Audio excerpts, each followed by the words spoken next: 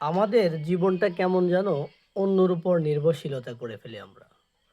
এই যে ছোটবেলায় পড়াশোনা করতাম যে পরিবার কি বলবে পড়াশোনা না করলে? অমুক জায়গায় ঘুরতে যাবো, কি বলবে?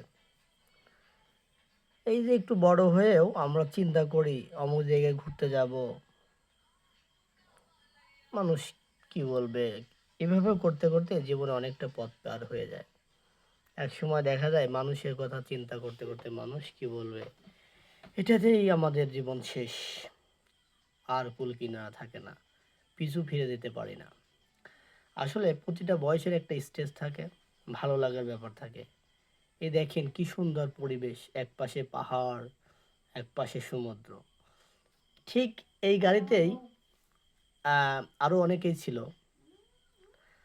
তাদের হয়তো খুব একটা ভালো লাগতেছিল না। আমাদের অনেক ভালো লাগতেছিল বয়সের কারণে।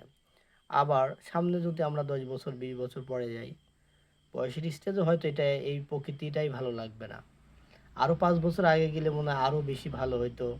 বন্ধু সার্কেল থাকলে বা এই বয়সে এই টাইপের হলে হৈ হুল্লার কত মানে ইন্টারেস্ট কত আনন্দ নিয়ে না এই পথটা জার্নি করা হইতো। তাই বয়সকে অবহেলা না করে বয়স অনুযায়ী চলাফেরা করুন।